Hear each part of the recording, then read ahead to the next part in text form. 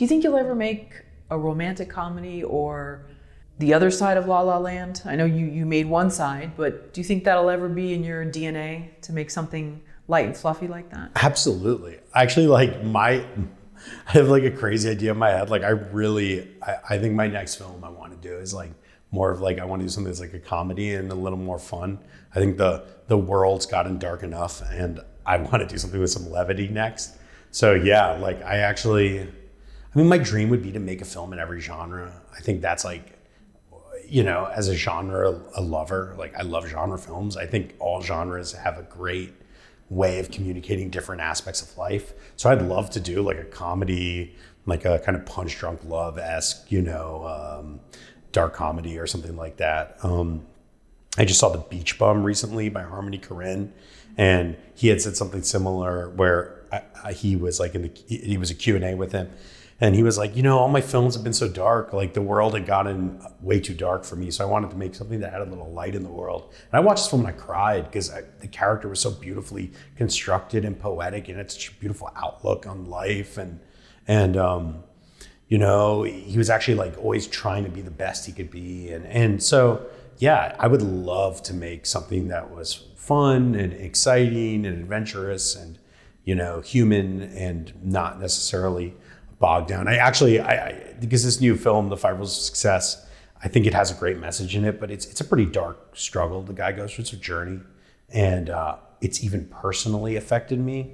So I think the next time, I want to take a break, not only psychologically for my own well-being, but just also like what I want to put out there. I think I'm going to do something more fun, more like funny. I don't know. I've always wanted to write a comedy, so I have an idea that hopefully next I could do is something that's a little more lighthearted and I don't know, maybe something that's not R or NC-17 rated.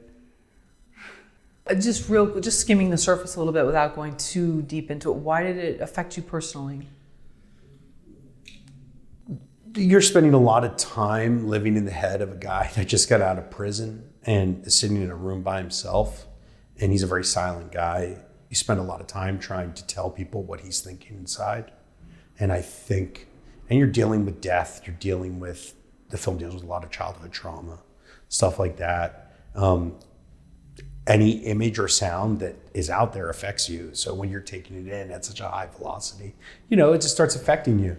And, my first film, Queen, is a pretty violent, intense kind of like dark odyssey. Trespassers is a super violent horror thriller. And deals with some pretty dark subject matter. And then this film, which I think is actually out of the three, probably the more positive in its messaging. At the same time, you're following a pretty guy, trying to navigate a kind of dark world. So I think for me, it's just spending a lot of time, I'm editing the film by myself. So a lot of times just me alone with that film and with that world.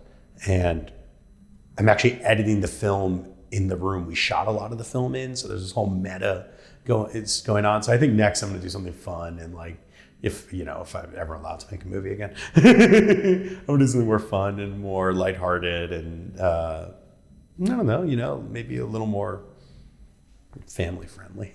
Meet the Fockers. I love Meet the Fockers. Fantastic. That's what I'm saying. Like I love those. I even like do like an action movie that's like kind of fun, like a buddy. I'm dying to do like a buddy comedy. Like that's like next. Like I really want to do like a fun, kind of outrageous buddy comedy, and we'll see where it lands. I think you'll be allowed to make another movie. Thank you.